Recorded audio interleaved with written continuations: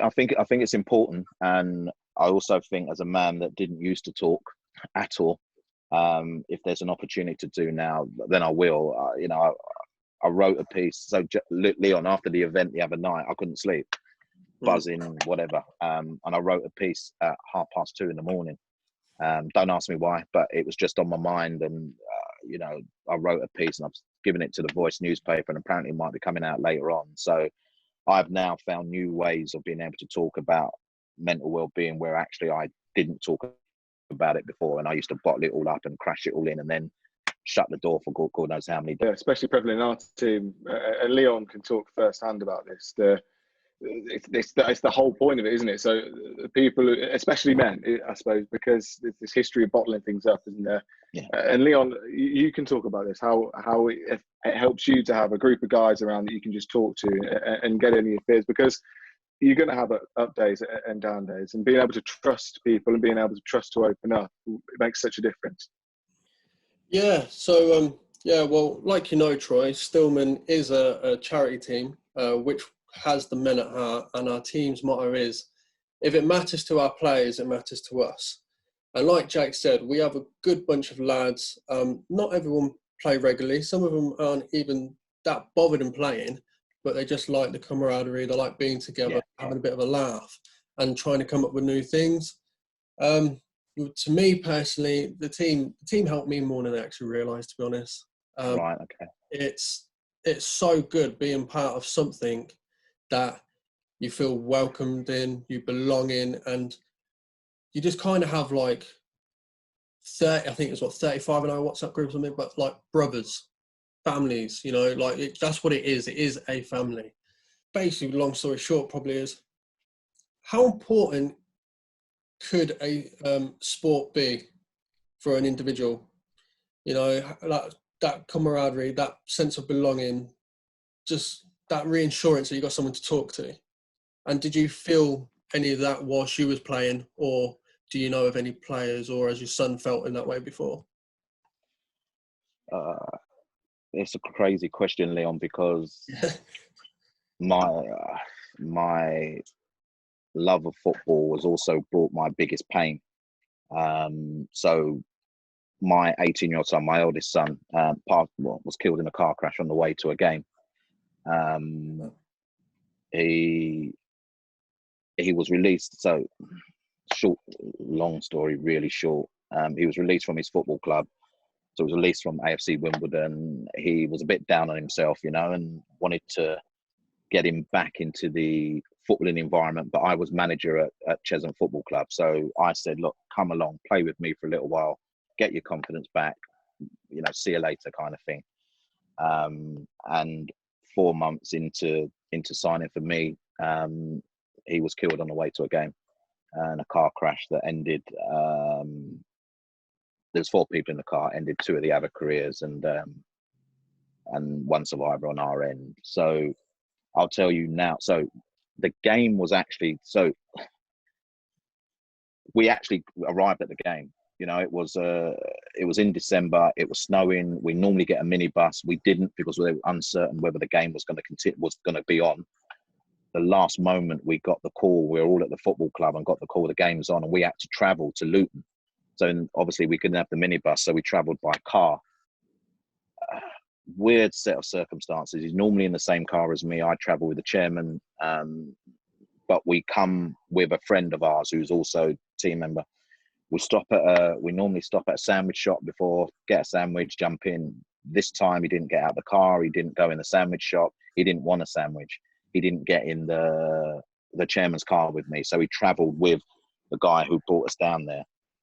We've got to the ground. They're nowhere to be seen. Everyone knows where we're going in terms of, distribution of maps, etc. But we got disconnected, and we've actually played the game with 4 players short. So I think we had 10 men throughout the whole game with no subs. And then I get told to go. I need to go to the hospital immediately as the game finished. And on reaching the hospital, the police didn't actually tell me the story straight away. They just said, "Oh, you need to come with us really quickly." And by the time they got me in the room, I knew that it weren't going to be good news. I didn't think death, but I didn't know it was going to be good news. And then we got the news and that was it. So I was estranged from his mother. So I'm the one that's had to make the call to his mother to say that the son who she'd put in my care for that afternoon because we were going football together, that was our ritual, was not going to be going home to her. I was the one who, well, I broke down immediately, obviously. I hated football. I absolutely hated football from there. I questioned whether I wanted to be a part of a game that took away my son. That's the way I looked at it, you know. I had loads of time off. Obviously, I didn't go back to the football club for quite a long while. They kept things ticking over. They said, whenever you want to come back, you come back, Troy. It's not a problem. Then someone told me that actually they were looking to get a new manager in while I was off grieving. And you mix that with that, pissed, absolutely, you know. I have dark moments and still have dark moments. And those dark moments twice led me to want to take my own life. Took me to a place where I didn't want to be here anymore because I actually thought, well, you know, what is the point? You know, I wish Kurt, and his name was Curtis, was back and I'd gladly take his place. So those two moments are quite vivid in my memory. I won't go through the darker details with you, but they're vivid even now. And this is 19 years ago, you know, they're vivid in my memory. And I just didn't feel that I could get back to managing at the level that, managing football again. I just didn't love the game anymore. So I went back.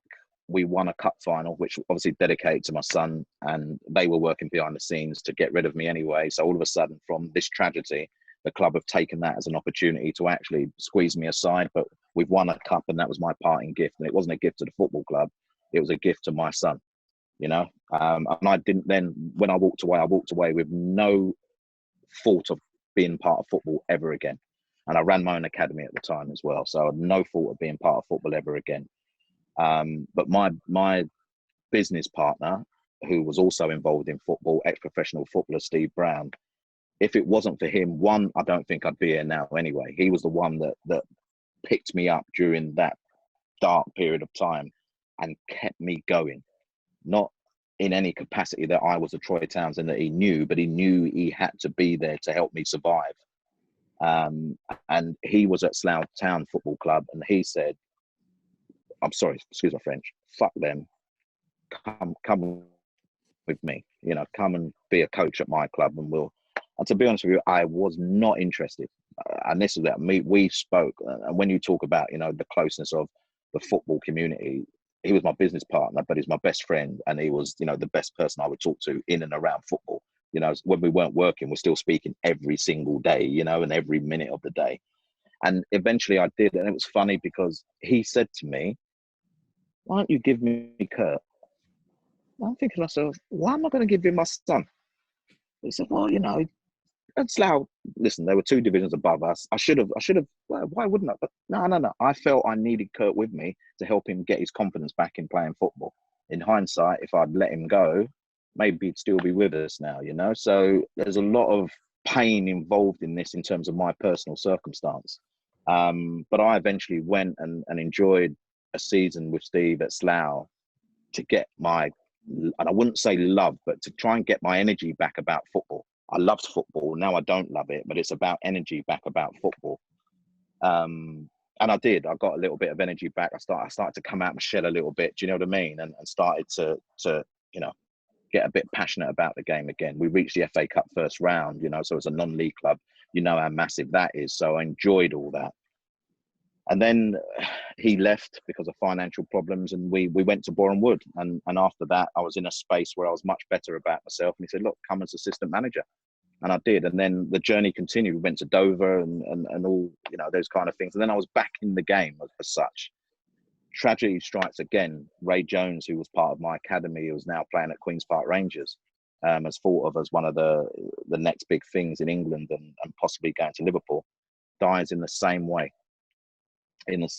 Friday night before a Saturday. And when I got the news, which was, again, I'm in a CAF, we're waiting to go. I'm a non-league manager now. I'm at Leighton Football Club. We're waiting to get on the coach. So what I used to do was go to the physio go and have a bit of breakfast before, you know, meet up before everyone else.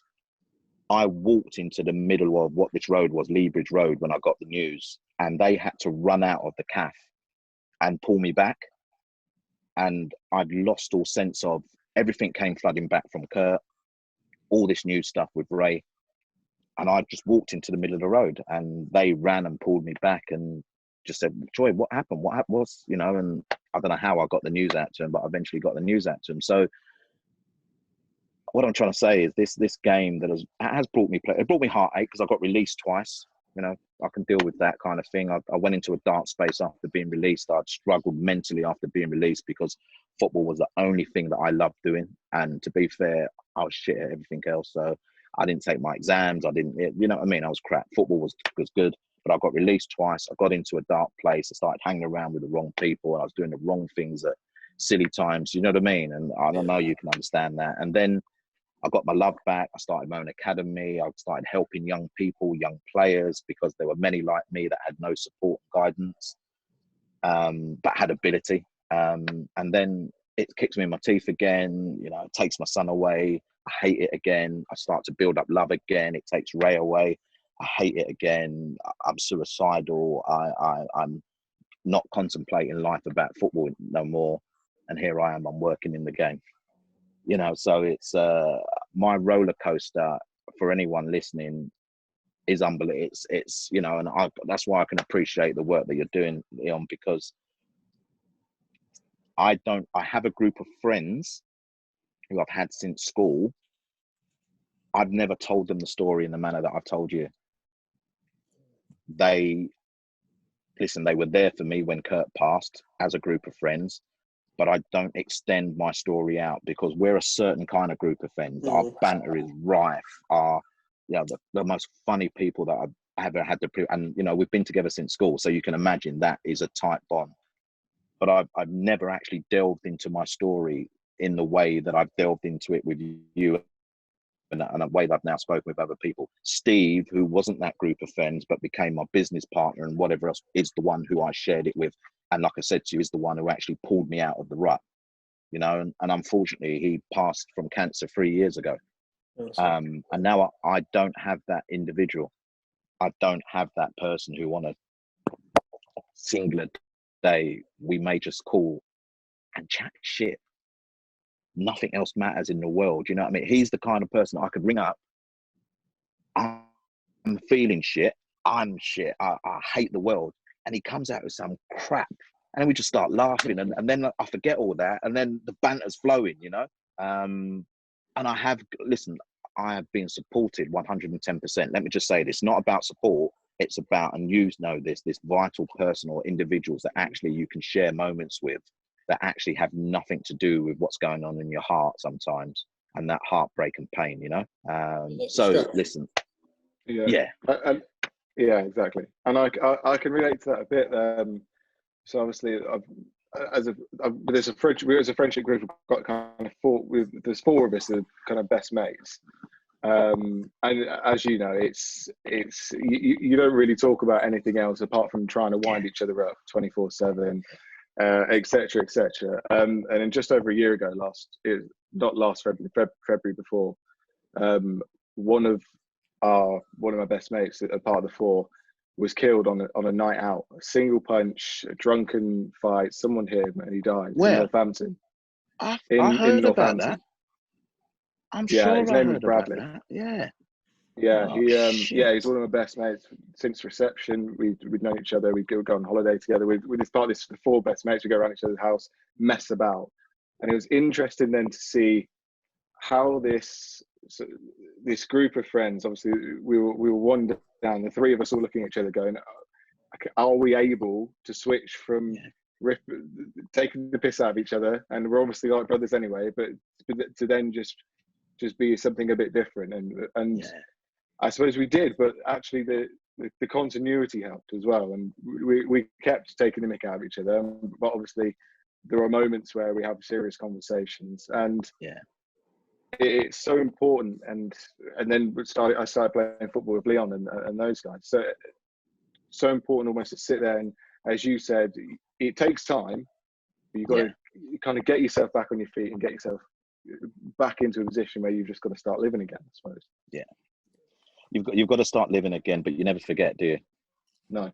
Because ultimately, not living again, and you know what I'm talking about, has a detrimental effect on who you are as a human being, and has a massive effect on your well-being, and then means that you'll shut the door and live in darkness. And I've lived in darkness, and I wouldn't want it on anybody. Do you know what I mean? You know, I had a family, and I decided that I didn't want to be at home. I wanted to live in darkness, you know, because I couldn't see myself getting away from the heartache that losing a son brought, you know, and I didn't want to impart that on anybody else, although I'm actually doing that by leaving the home and by living in darkness, you know. So that thing about that camaraderie and that close friendship, and that, I always believed that I made my teams a family team anyway. Whenever I was, you know, they were like family. So my first team now, all the players are like godfathers to each other and go on holiday. They've stopped playing with each other from, I don't know, 15 years ago. Do you know what I mean? But they kept that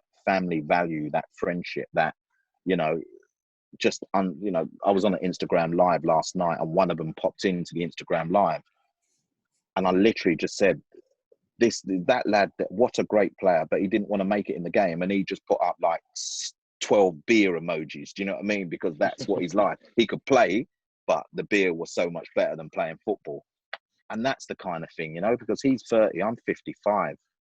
It's a 25-year gap, but he felt that he was good enough to jump into my Instagram live and hear what I was saying about him, and he just said it made his Thursday, you know. And it's those kind of things that football brings you so much closer together. If you do this right, if you do it right, football brings so much love and attention to the group that you're with, you know. And that's what I feel from yours, Leon, is that there's a common denominator. Do you know that? But that doesn't mean you've all got to get on with each other, but there's a love and a friendship there that is unparalleled, to be honest. Yeah, we have a common denominator, but yeah, like you said, we don't have to get on, and Jake can back me on this. Sometimes our WhatsApp group is brutally honest, isn't it, Jake? Calling each other out for mistakes, but we also end up having a laugh with it, about a bit of a laugh and joke. I get quite a lot of the abuse. I think just because Leon claims every goal that's ever gone in. That's right. Leon's played 4 games and scored 64 goals last season. I wish that was the case. But, so you can see the sort of banter we do have. But there is moments that are really special, like the refuge. 2 personal moments this season would have to be having a minute's silence in memory of my son that was stillborn, and the lads all joining, like linking with me in the middle, and my dad next to me, and my grandfather as well. My grandfather was unfortunately not there because he was in the Caribbean, but he would come to all the games, and all the lads would really welcome to my grandfather. And my grandfather suffered 2 strokes, so he was brutally honest. Yeah, he had like no filter at this point, and he would just call the lads out for being, excuse my language, shit, rubbish, walking stick. He'd be waving the walking stick at us, threatening. You know what, Leon? I can actually visualize that as well. Do you know? Yeah, and there's the joy about it. And all the lads, not one of them said a bad thing about him. They all loved him and everything like that. But I've had this game, this minute silence. We've played the game. It was meant to be a game that we were going to walk over the team, and actually they really surprised us. It was 1-1. A draw to this team was like winning to them against us, because at the time we were high flying.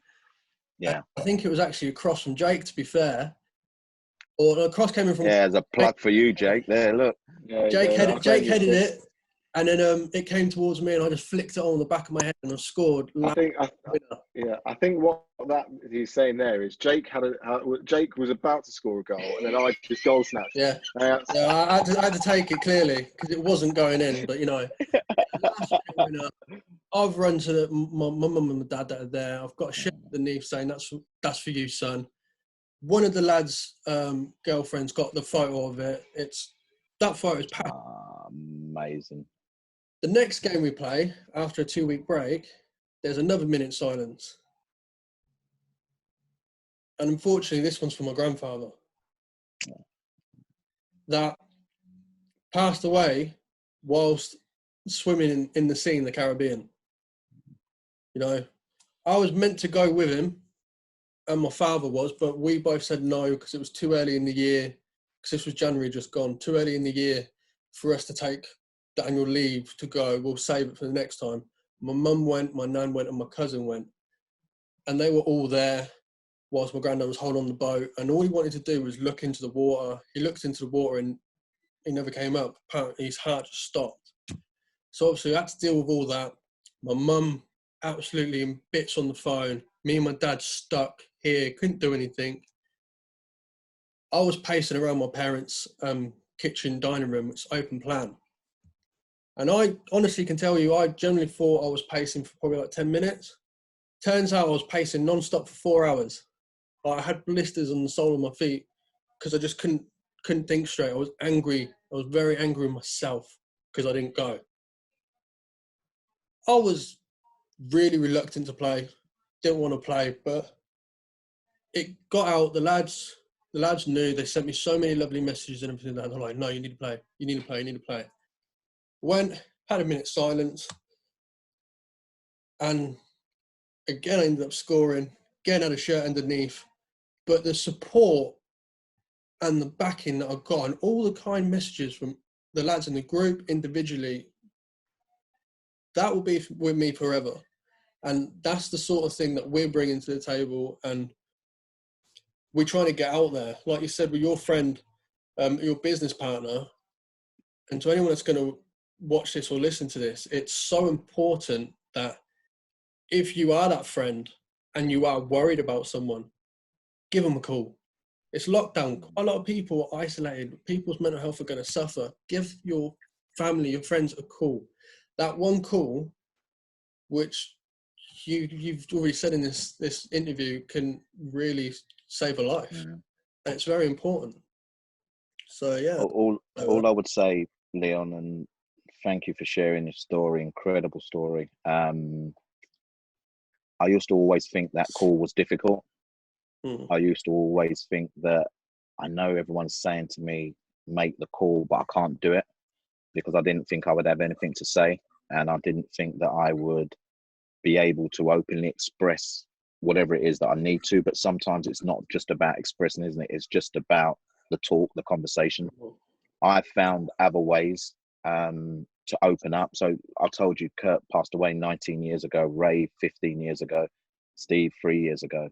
Never seen Kurt's one I've never been able to talk about, you know. And I saw a counsellor after Steve passed, and I was forced to take a counsellor because my work was just like, no, you've got to go, Troy, or else. And this counsellor, I'm thinking I'm going to deal with the issue of Steve, but I hadn't left behind the issue of Kurt 19 years ago. And this counsellor brought everything up, and it was horrible, to be honest. And I only went 4 times because I didn't think that I could ever do it again, you know, because he was bringing up all these emotions left, right, and centre. But funny enough, now I talk about it more because I've learned the value, my experiences of writing about. I'm not a great writer. I told you I didn't leave school with anything, but I can now put that into words. And that's how I've expressed myself more than maybe just going, look, I'm going to pick up the phone and talk to someone. And then the responses I get from people means that now I'm interacting in a different way. Do you know what I mean? Rather than, I'm still frightened of that. I'm honest with you. I can type away all day long, but I'm frightened of that. And I'm not saying that, what I'm saying is everyone's circumstance is going to be different to how they can. So if you can choose one of those, I found mine really late, but if you can choose one of those circumstances to communicate, that's fine. That's acceptable. You know, I've done mine in writing, and the messages that I get back are amazing. And then it helps me open up to then communicate. You know, you could say, well, Troy, you're talking to us fine. It takes a lot of power and strength, though, to talk like that. Exactly. And I couldn't have had this conversation with you guys, this last piece of this conversation, 2 years ago. I couldn't have done it. I'll tell you that for a fact. There was no way. When you approached me and you said, you know, we want to talk about this, that, which is great, we want to talk about mental, I would have accepted that invitation, Leon. No way. But more so now, I appreciate sometimes when I talk, people listen, not all the time, but sometimes. And I've got my own story that can influence and help other people. So it's absolutely been a pleasure to share with you. And, you know, the last part, I'll talk all day long about the ABBA bit, and you know that because I bored you both to tears. But this part here is the part that I know if it goes somewhere and someone listens and feels it, then I will have done something. And if anyone that's listening to this, Leon and as Jake, and has experienced anything and they want to have a chat, then I'm happy to. That is my way of maybe opening up myself, but I'm happy to have a chat with anybody if they do. So yeah, I mean, it's been great. It's been great, and I really appreciate you being as open as what I think I have as well. So appreciate that, guys. Enough, really, really amazing, really good to have this conversation and meet you as well. So let's hope that it's a fruitful relationship, partnership, whatever else you want to call it, as we move forward. Yeah. Yep. Yeah, absolutely. Brilliant. Thank you very Thanks, much. guys. Listen, enjoy. Take care. Yeah, no worries. Enjoy the rest of the You week. too. And it's a bank holiday this weekend, so yeah, relax a little bit and take your work hat off and get your going out hat on. Yeah. But yeah, listen, we'll speak soon without doubt. Yeah. Really appreciate it. Yeah. And look, we're just a local team, grassroots team from Northampton. If anyone watches this who has a team or think about setting up a team in the same vein, just go ahead and do it. Like we've spoken about our stories. Like you only need a team to open up to. You don't need to have this a big extravagant organisation. You just got to start with the grassroots and start with the bare bones of it. Work your way up. Yeah. Brilliant. Well, guys, listen, it's been amazing, and really appreciate you inviting me, and really good conversations, touching ones as well. But obviously the other stuff is the day-to-day stuff that I deal with anyway, but really appreciate and value it, that's for sure. No problem.